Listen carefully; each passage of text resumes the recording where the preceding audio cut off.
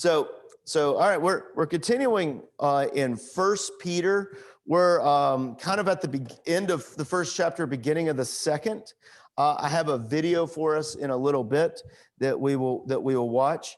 And what we kind of talked about last week, like verse 22 of chapter 1, it says that now that you have purified yourselves by obeying the truth, so that you have a sincere love of one another, all those things. And he's kind of talking about those perishable and imperishable seeds, and seeing that it's actually God and his word, which is Jesus, which is the logos of God, the voice of God going out over there, that endures forever. And that this was the word that we preached to you. So he says, because you're like this, that you have been made imperishable by the voice of God, like get rid of all the malice and hypocrisy and slander of every kind. And we didn't really talk about this. That's kind of why I'm hitting again. But verse 2 of chapter 2 says, like newborn babies crave spiritual milk, so that by it they can grow up in salvation, now that you have tasted that the Lord is good. I really like the idea of growing up in the faith, like growing up, because I don't know why we do it. I think it's because it's easier. I don't know why, but I don't think we do a good job of encouraging people to grow up. And you can really see that in how they read the scriptures, how they understand the faith. They still have a very childish, very milk-centric point of view of the faith.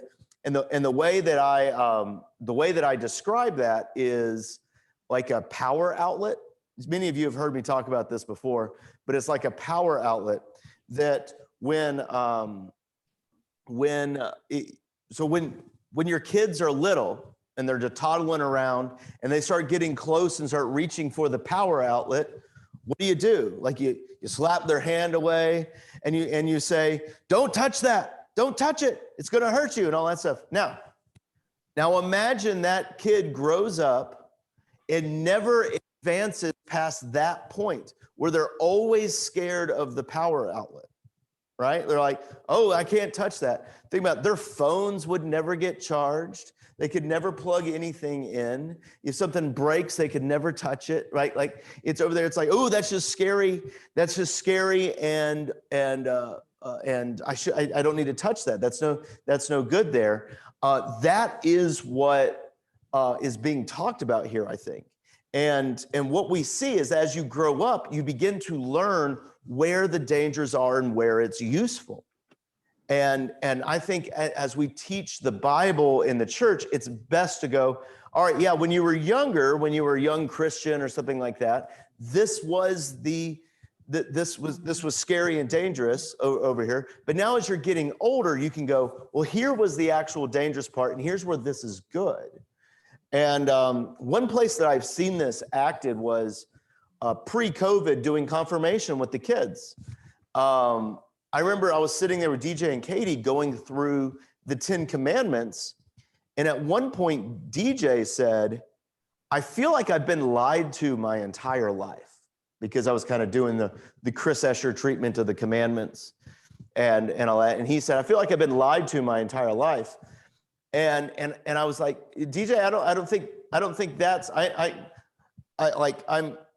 I'm glad that that you feel comfortable enough to say something like that to me. And I said, I think it's just a matter of you growing up. That it's not a matter of feeling lied to. It's that it being a simplistic story when you're young is appropriate when you're young.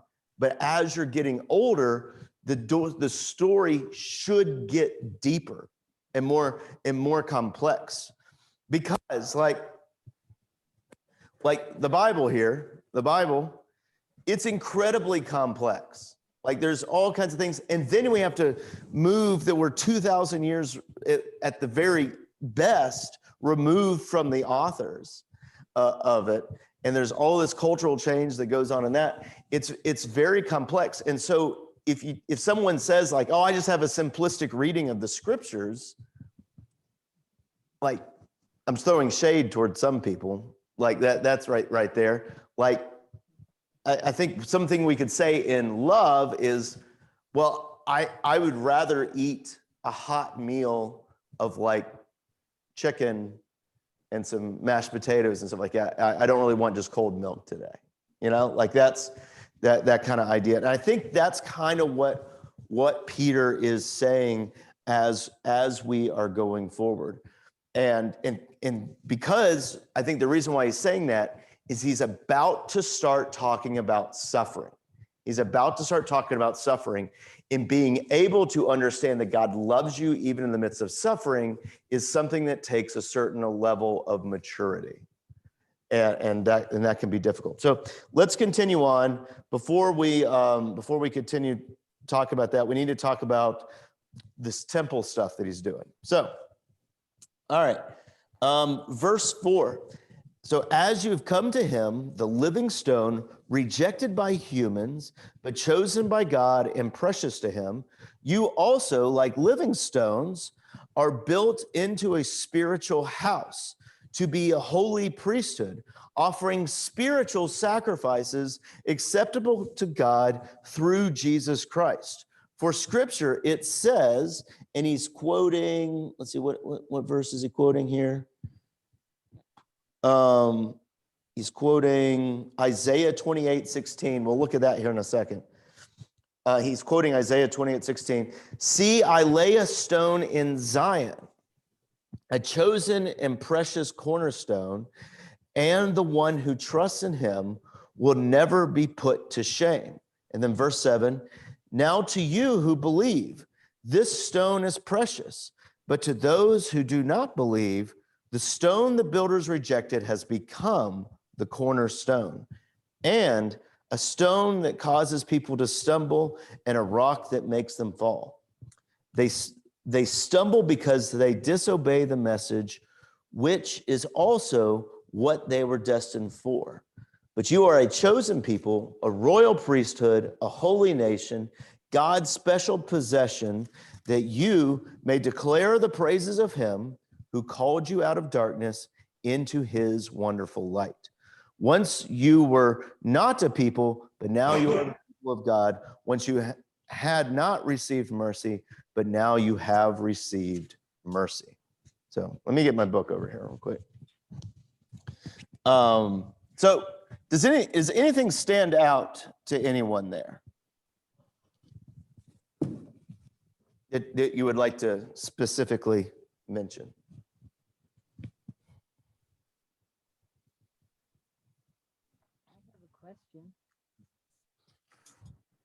Well, isn't the cornerstone reflected to Jesus? What'd you ask? I'm sorry. Isn't the cornerstone is kind of the description of Jesus? Yeah. So that's especially this Isaiah 28, and you can start looking for that if you'd like to. We're going to go to that next, Isaiah 28:6. That's the Christians. We really associate that with Jesus. Hebrews maybe not so much, but I think we understand that. So yeah, I mean that's definitely how Peter is taking this, right?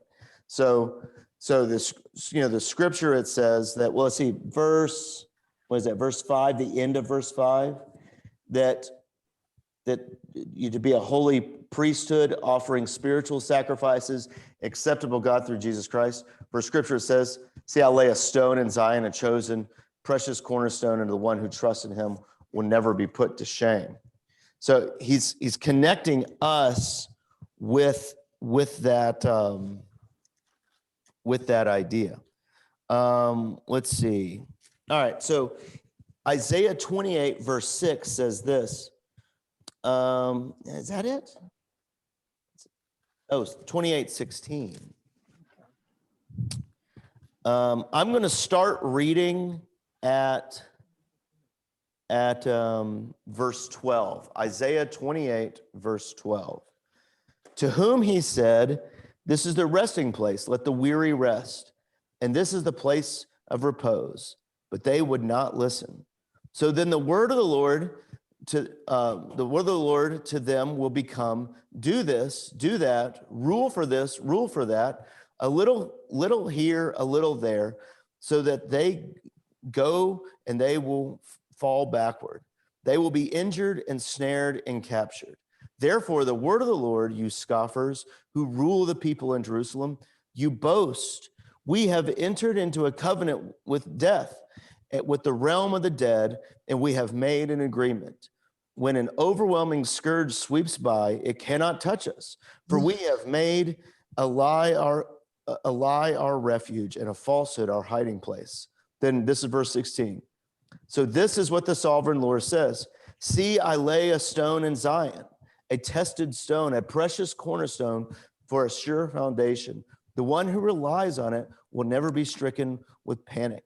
I will make justice the measuring line and righteousness the plumb line. Hail will sweep away your refuge, and the lie and the water will overflow your hiding places. So I don't know if you guys could tell kind of what was going on there, but the basic idea of what's being said is that in verse 13, he's saying like, you've turned the word of the Lord, you've turned the voice of God into a checklist of like, do this, do that, do these things, make these things happen.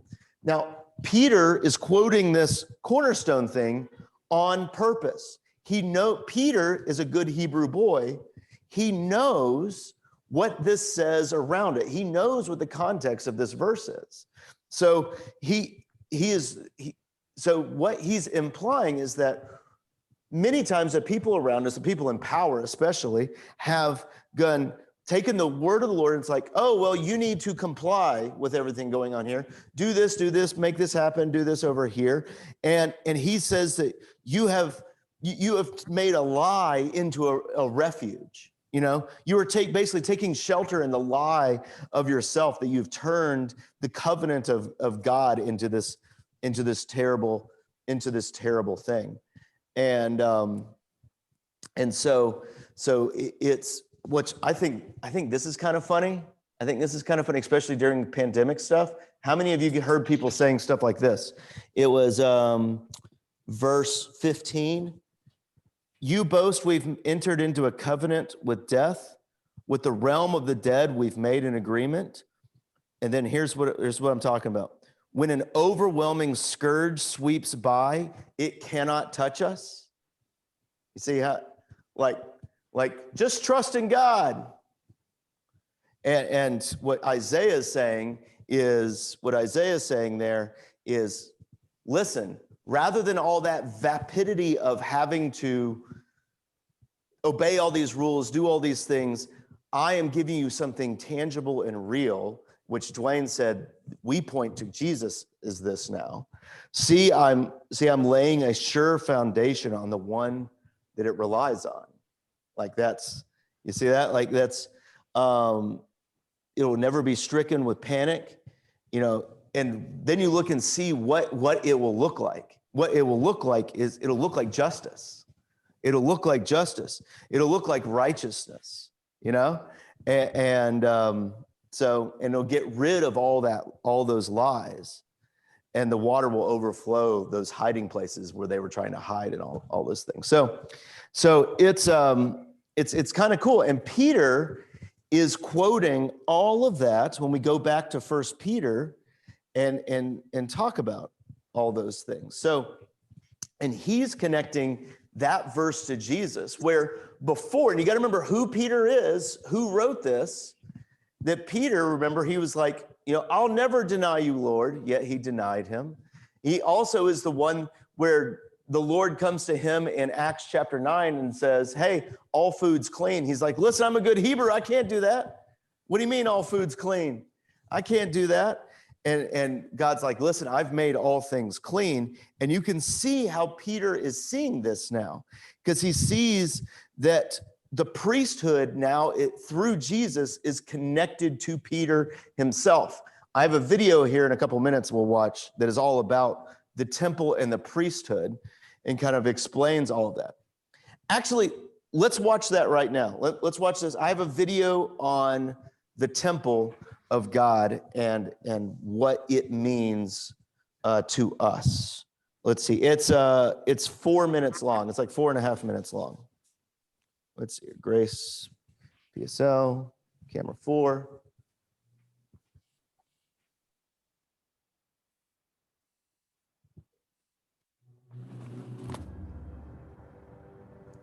If you could go back to the city of Jerusalem during Bible times, the biggest thing you'd see is the temple. This beautiful building was designed by King David and built by King Solomon, and they believed that it was the home of the God of the universe. Wait, I thought God's home was in heaven. Well, the whole point of this earthly temple is that it's the place that overlaps with God's heavenly home. The temple is where God lives and rules all creation as king. That's cool, but even Solomon, who built the temple, didn't believe that it could contain the God of the universe, right? Yeah, the building was just a symbol, and it pointed to the fact that all of creation is God's temple. And that's actually what the first page of the Bible, Genesis 1, is all about. Really? It says that creation is God's temple? Well, it doesn't need to say it. The whole story shows it. In Genesis 1, God creates an ordered world out of a dark wasteland by speaking in a series of 7 days. Then on the 7th day, God's presence fills creation as he takes up his rest and rule. Similarly, the tabernacle and later the temple were built and dedicated in a series of 7 speeches in 7 days, after which the priest or king could rest and rule in God's presence. So all of creation is where God intends to dwell. It's like his temple. Exactly. Now, turn the page to Genesis 2 and we get another portrait of creation. This one focuses in on the land. And in the center of the land is a region called Eden, which in Hebrew means delight. And in the middle of delight, God plants a garden in which God and humanity live together. And that's why the temple was modeled after the garden, filled with imagery of gold and flowers. The menorah symbolized the tree of life. It's the place where God dwells with his people. Oh, got it. And check this out. In the temple, the Israelite priests and Levites were to work and to keep the temple in God's presence. This is exactly the job description given to humanity in the Garden of Eden. So these humans were the first priests. But instead of ruling with God, they wanted to rule on their own terms, and they're exiled from the garden temple. And like Adam and Eve, Israel's leaders also wanted to rule on their own terms, and they too were exiled. The temple was destroyed, and this left them wondering, did God give up on Israel? Will God bring about a new creation? Well, the biblical prophets anticipated the day when God would create a new temple with a new priesthood. That's when God's presence would fill all of creation. And when the Israelites returned to the land, they did rebuild the temple. But that temple didn't turn out the way the prophets hoped. In fact, later Israelite prophets said that this temple was hopelessly corrupt. So they're still waiting for the ultimate temple. And here we come to the story of Jesus. He said that through him, God's presence and rule was coming into our world in a new way. And he presented himself as a new kind of priest. But Jesus wasn't a priest, and he didn't work in the temple. Right. Jesus said that God's presence, his rest and rule, was filling the world through his own life, death, and resurrection. Jesus was claiming that he was the true temple, and this new temple would expand out to include all of creation. That's a really big claim. And it got even bigger.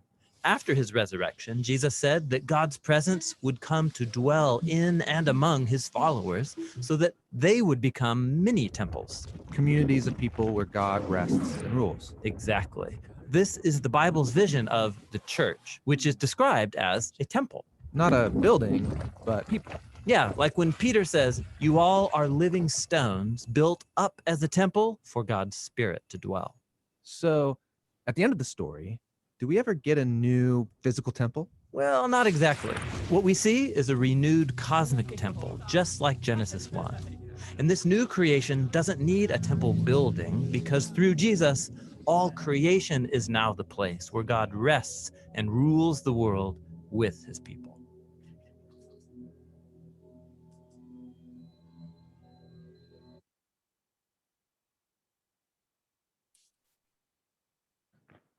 All right, so hopefully you were able to hear that pretty well, and all those good things. Yeah, so that is all about the temple, and that's kind of what we're talking about, that idea. And also, did you hear at the end about the royal priesthood thing?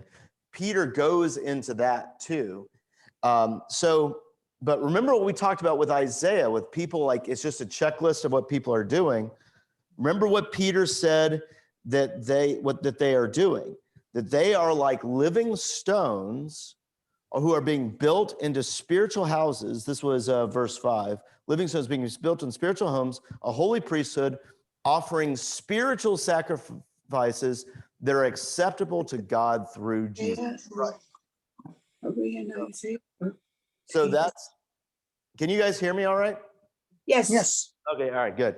Last week, after the video, I forgot to turn on my microphone. And so making sure I had it on.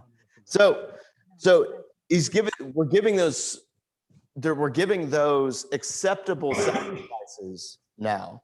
And he starts talking about that's through Jesus. And we have all these things where we end up quoting Psalm 118, where it says in verse 7, he goes, you know that the stone is precious, but those who do not believe, the stone the builders rejected has become a cornerstone, and that stone causes people to stumble, and a rock that might fall. Like, he's quoting that psalm that we really, to quote Dwayne there again, we really put that on the Messiah, on Jesus. Like that is who that person is. So as we continue on here, so they stumble because they disobey the message, which is also what they were destined for. And so we got to remember what the message is, and Peter's going to remind us of what the message is as we go forward. And it has a lot to do with, even though you may be struggling in your life, continue to serve others, right? Like that's basically what Peter's message is in his whole book here. And we're going to get into those as we continue going. So he's saying that that's kind of the message that we're all going for. So verse 9, I've been talking a lot. Does anyone have any questions or anything they want to say about any of this? Nope. All right. Verse 9, but you are a chosen people, a royal priesthood, a holy nation, God's special possession, that you may declare the praises of him who called you out of darkness into his wonderful light. Once you were not a people, but now you are the people of God. Once you had not received mercy, but now you have received mercy. That is something Peter would not have said in years before this. He is connecting this thing that is distinctly Jewish, distinctly Hebrew, all that's of a priesthood, a priesthood was of a certain tribe, of a certain lineage. Those were the Levites, and those people were set apart and all that stuff. He's now declaring these people in the churches through Cappadocia and Galatia and Asia and Bithynia, he's saying, you guys, you are that royal priesthood. And so he's getting that idea from, let me make sure I got the notes right, Exodus chapter 19. Let's see what that says. If you want to turn to Exodus chapter 19, of course, I'll just read it. Exodus 19 verses 4 through 6. Is that what that says? Yeah, 4 through 6.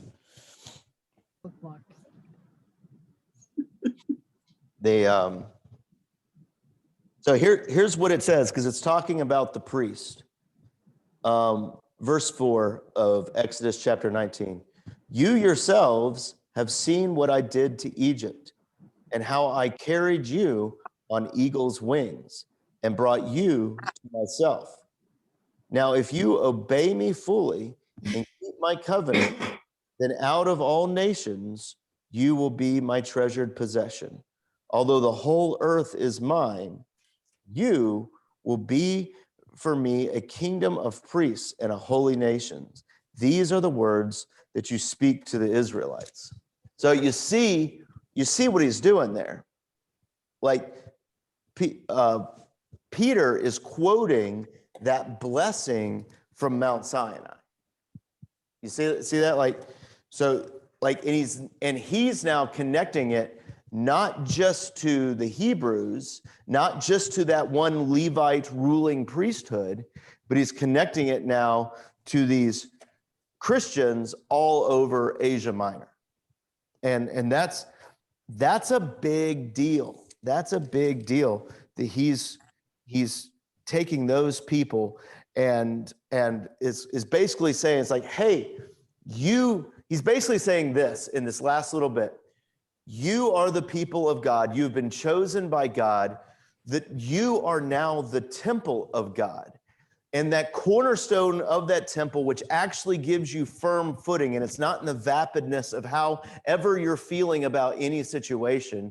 The cornerstone is Jesus, and that gives you a firm footing to be his temple out there, because you were chosen, you were made, you were brought out of darkness into his wonderful light, and you are a royal priesthood now.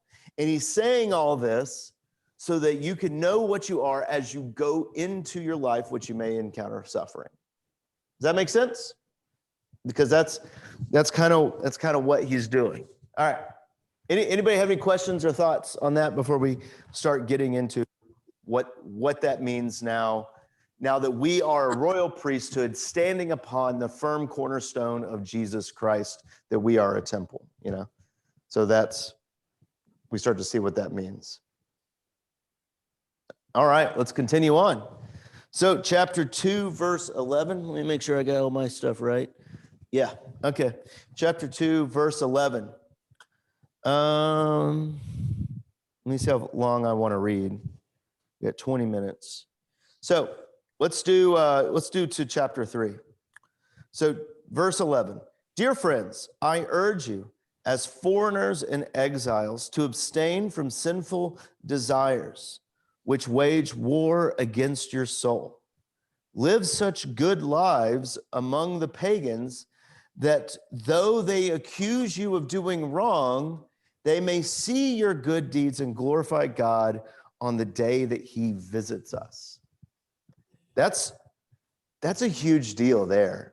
Like, just live exemplary lives. We're going to fail at that all the time. But I don't think he's talking about us living selfish lives for ourselves. I think he's talking about live those lives of justice and righteousness, of doing good for those around you, that even though they may bring suffering on you, to quote Paul, it's kind of heaping coals onto their heads, right? So, verse 13, submit yourselves for the Lord's sake to every human authority, whether to the emperor as a supreme authority or to the governors who are sent by him to punish those who do wrong and commend those who do right. For it is God's will that by doing good, you should silence the ignorant talk of foolish people. Live as free people, but do not use your freedom as a cover-up for evil. Live as God's slaves. Show proper respect to everyone. Love the family of believers. Fear God and honor the emperor. All right, he's laying all kinds of things down there, right? He begins that paragraph, verse 13, with submit yourselves for the Lord's sake to every human authority. He ends that paragraph with starting to declare what that is. He ends it with honor the emperor, right? That's honor the emperor. Now, was the emperor nice to them? No, not at all. Not at all. The emperor is nasty to them. That's the point. Peter is saying, hey, you live lives of the death and resurrection of Jesus. Jesus has you no matter what. You can honor and love these other people. You can face suffering by them. Like that. That's all those good things. So, all right. So, and he explains all that. So, the supreme authority or the governors, this is verse 14, who are sent up to him to punish those who do wrong, commit and do right. Let's see here, and he basically says, continue to live lives of of justice, of righteousness, of doing these things. And then he says that verse 16, which is always like this is always like a youth group conversation. Like, you're free to do whatever you want, but living in complete freedom there isn't necessarily beneficial all the time. So live as free people, but don't put your freedom as a cover up for evil. Instead, live as God's slaves. Now, what do you guys think he means by living as God's slaves? That's an interesting way of putting it. What do you think he's talking about there? Well, I'm going to cheat a little because I got the Learning Bible. The Learning Bible. Yeah. I hope it can spit some good learning to us right now. Well, it's the Lutheran Learning Bible, study Bible. And basically, oh, geez, I just lost the place. What verse? Get up and run away. Verse 16. We're living as servants of God. Yeah. Our actions are not motivated by law, but by the love of God. Yeah. Yeah. And that's 2:16. So. Yeah. And then that goes back to that Isaiah verse we read, where it's like, I'm tired of your vapid arguments and just, you have to do this to get God on your side. He's saying like what Dwayne just said, is like, serve God, like that's just serve him. Like, and you got complete freedom to do that. No, it's great. That's great.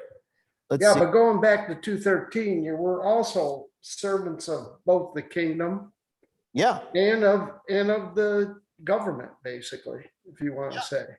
Like that's Luther's two kingdoms mindset.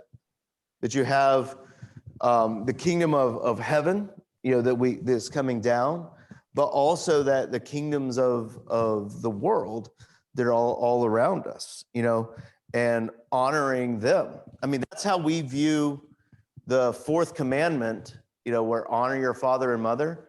We put things like, like the governing authorities in that, and honoring our father and mother. We're honoring them. And I always try to get the confirmands to talk about, like, what does honoring mean?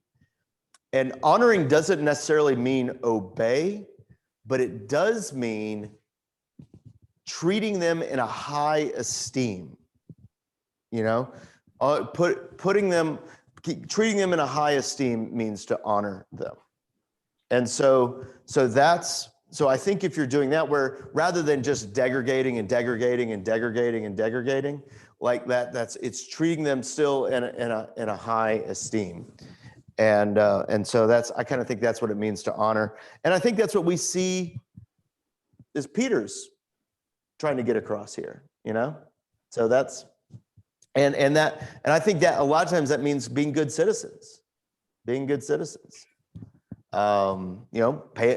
taxes, being part of nonprofits that are benefiting the kingdom, like being a great business owner or an employee, or stuff like that, like being good citizens. And I think is part of that. Yeah, don't cut off the people on Port St. Lucie. Yeah, right. Yeah, don't cut off the people on Port St. Lucie Boulevard. Like that's yeah, or don't drive like a fool, like just or drunk. Yeah. Like in that, don't drive drunk. That's one of those things. Like you start seeing how it's all kind of connected, and it just kind of means like being an exemplary citizen, adding to what is going on in the emperor right now. And so that's kind of what he's talking about. So He just talked about being God's slaves or God's servants. So we continue that idea now. So slaves, so we just talked about that, or servants. In reverent fear of God, submit yourselves to your masters, not only to those who are good and considerate, but also those who are harsh. That's a hard word from Peter there. You know, even that boss who's a complete jerk, you know, still be good. For it is commendable if someone bears up under the pain of unjust suffering because they are conscious of God. But how is it to your credit if you receive a beating for doing wrong and endure it? But if you suffer for doing good and endure it, this is commendable before God. To this you were called, because Christ suffered for you, leaving you an example that you should follow in his steps. And then he quotes Isaiah 53 there, and he committed no sin, and no deceit was found in his mouth. And we'll talk more about that. But notice what he does. He says that look to Jesus and how he handled people not liking him.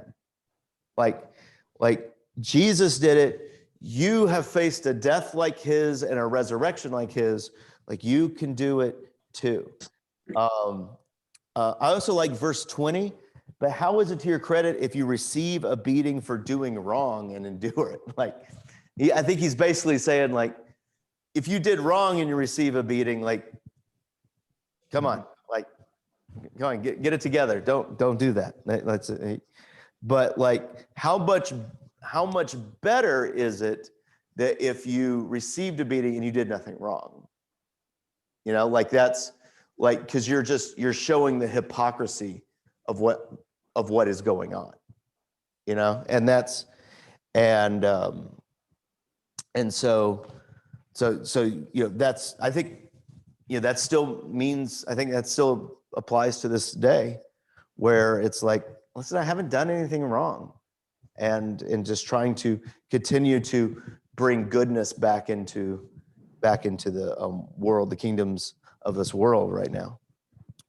All right, let's continue on. Verse 23. So we're still talking about the suffering of Jesus, and he's starting to connect the idea of us suffering because Jesus suffered. So when they hurled their insults at him, he did not retaliate. When he suffered, he made no threats. Instead, he entrusted himself to him who judges justly. Remember what we read in Isaiah a little bit ago? He's using that same terminology, like that you can see how all that works in Isaiah is that because, you know, it'll be justice and there'll be righteousness. So we can trust in the God who will see us through, who judges justly. Let's see, verse 24.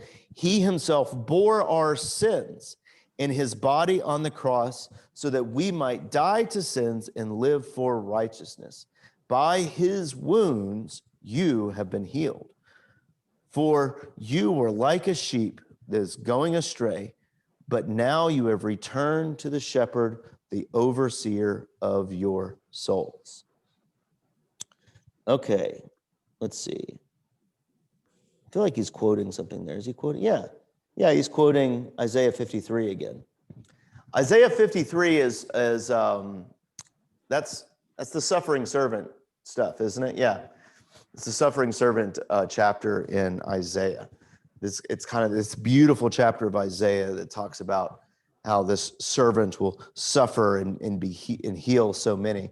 So that verse 25 there, you're like sheep going astray, but now you have returned to the shepherd, the overseer of your souls. So I basically think what he's saying is that you can face anything because God is on your side, and he's shown to be on your side through the crucifixion and the resurrection of Jesus. And Peter keeps quoting Isaiah to show us this. He's like, does it sound familiar? Sound familiar? Like he keeps quoting Isaiah to show us this. I don't know. Anyone have any thoughts or anything?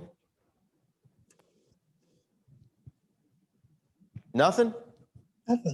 Everyone's being quiet today, except one, occasionally. but yeah, so that's kind of what's going on there. Let's see. All right, let's do the first little bit of chapter 3. We may have to come back to it because it could be a little touchy. So let's see how things. Just a little. Just a little. Just a little. Yeah. This is probably Ed's favorite verse. Yeah. Oh, is it? Is it? So, all right. Chapter 3, verse 1. Wives, in the same way, submit yourselves to your own husbands, so that if any of them do not believe the word, they may be won over without words by the behavior of their wives. So, when he says wives in the same way, what's he talking about there? What's he talking about? Like, so if we go back and look, in the same way Jesus, following after the Father, so he's basically saying, wives, be like Jesus. Be like Jesus.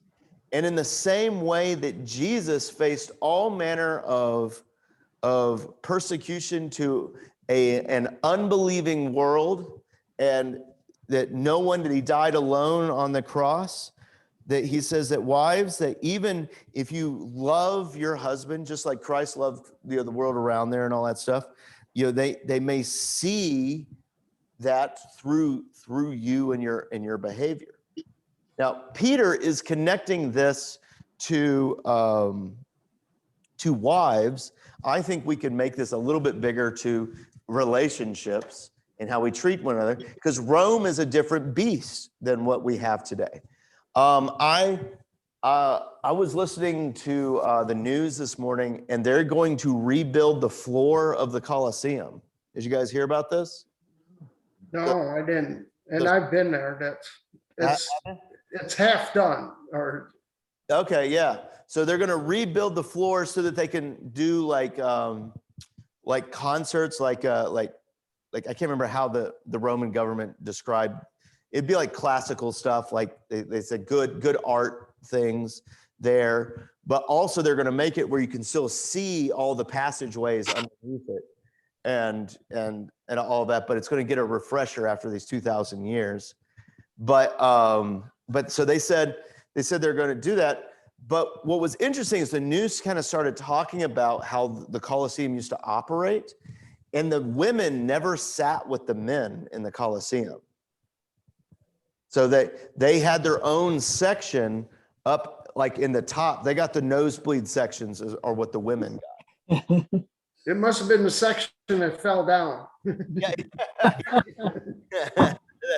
So they had the upper section. So when you hear Paul talk about it, when you hear Peter talk about wives and all that stuff, you got to remember to put it in their culture. Remember, it's not where we are now. If we went over and it's like, ladies, you got to go sit in the nosebleed seats. Just drink your head chopped off. Rowdy up close to the games and all that stuff. That would go over like a lead balloon, right? Wouldn't go over. That wouldn't go over well. So we got to remember to put this in that culture. So this culture exists to this day. And also you got to remember women, there were some women that were pretty wealthy. We saw that in the Gospels, but the vast majority aren't. They don't have any agency to themselves. And for a lot of women, if they lost their husband or something like that, their only recourse to make any money would be selling their bodies. So Rome was starting to get better about that than like 1,000 years before Rome. But so this, we have to remember to put what Peter's saying in that world so that we can then take it out and go, what is he trying to say to me today? Right? So let's read this whole section. So he's saying like, love your husbands even if they don't believe, because basically you're sharing the gospel with them. And notice what he's saying, by your actions, right? So verse 2 of chapter 3. Then they will see the purity, the purity and reverence of your lives. Your beauty should not come from outward adornment, such as elaborate hairstyles and the wearing of gold jewelry or fine clothes, but rather it should be that of your inner self, an unfading beauty of a gentle and quiet spirit, which is of great worth in God's sight.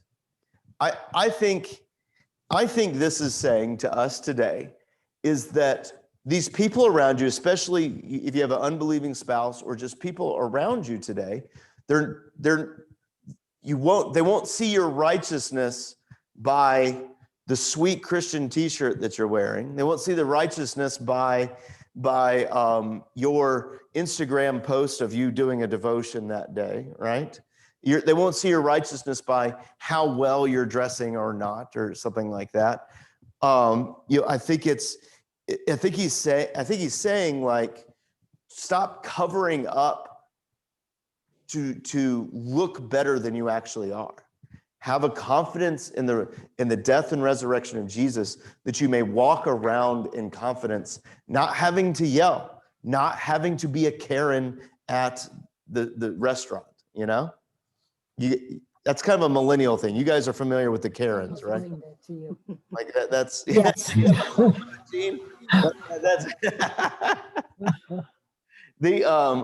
So I neither can confirm nor deny that. I can neither confirm. But I think he's talking about walking around in a confidence of not having to constantly be like, I'm all right, yeah, I'm fine, like all that stuff, but realizing that you are okay. So continuing on here. Let's read verse 4 again. Rather, it should be that of an inner self, unfading beauty, gentle and quiet spirit, which is great worth in God's sight. For this is the way the holy women of the past put their hope in God, used to adorn themselves. They submitted themselves to their own husbands, like Sarah, who obeyed Abraham and called him her Lord. You are her daughters if you do what is right and do not give way to fear. I think that's important there, that do not give way to fear of like, well, I have to act this way in order, or I'll be ostracized. Husbands, in the same way. So notice what he's doing. In the same way. Like he's not saying it's completely different for you fellas. In the same way, be considerate as you live with your wives and treat them with respect as a weaker partner, and they're heirs with you of the gracious gift of life, so that nothing will hinder your prayers. Now remember, they used to seat women in the nosebleed seats in the Colosseum. Got to put that culture on here. When he's talking about them being the weaker partner, this is just what they understand, right? So what can we get from this? Be considerate. Be like in the same way, be considerate as you live with your wives and treat them with respect. Treat like in a culture that throws the women up into the nosebleed seats. Is that a culture that just as a default is treating women with respect? No. Like we are saying something pretty revolutionary there. Husbands, treat your wives well, right? Which isn't the go-to there. Treat your wives with respect and as the weaker partner. So he's going into those whole things, you know, and as heirs with you. Do you see how he's putting that? He's connecting the wife completely to the husband as heirs with you of the gracious gift of life, so that nothing will hinder your prayers. So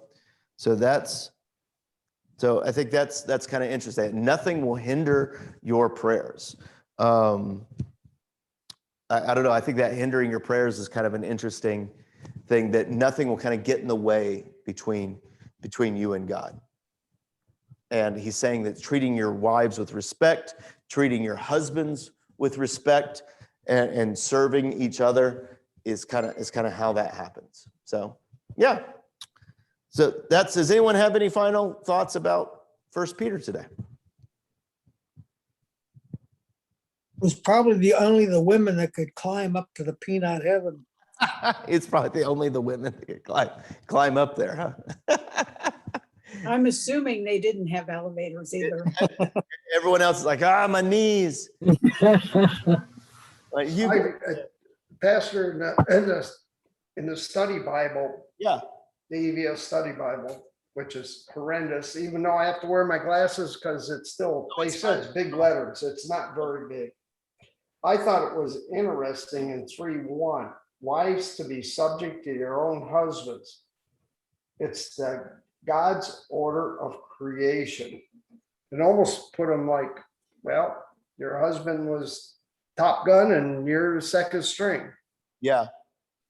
So that order of creation thing, it is kind of is a teaching that's in a lot of the Lutheran circles. I'm not the most fan of that. I see where you're a little PC. Do what? A little PC. Yeah, Like so I'm not a big fan because it kind of it tries to establish like, oh, the guys have always kind of got to be first. And I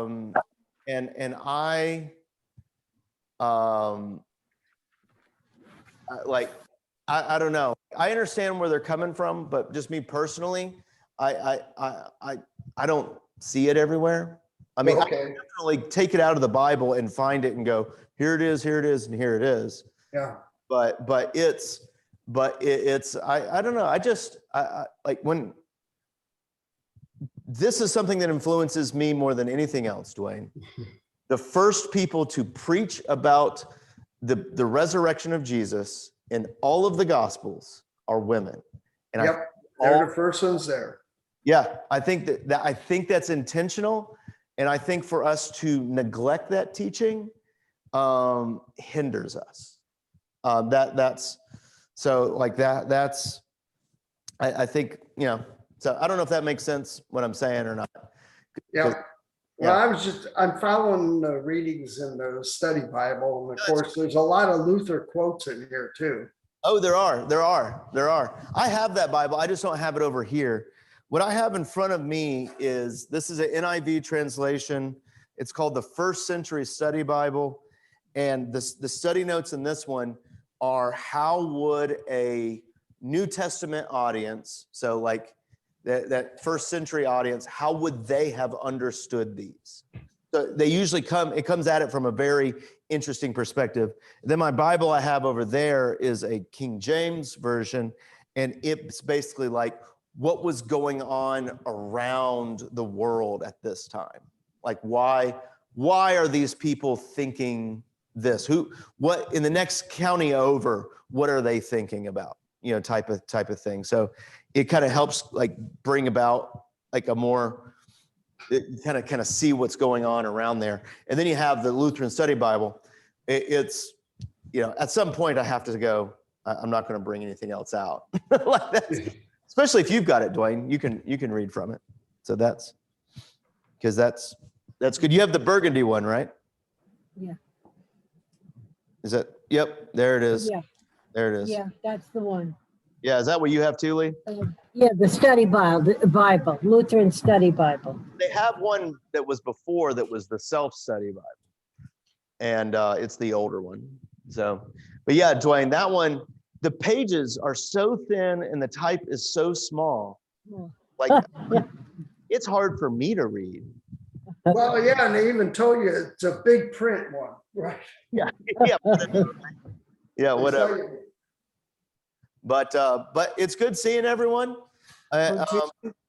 So thanks for joining in today, and may God bless and keep you, and keep opening His scriptures to you that you may serve all those around you in Jesus' name. Amen. Amen. Have a good week, everybody. You too. Yeah. All right.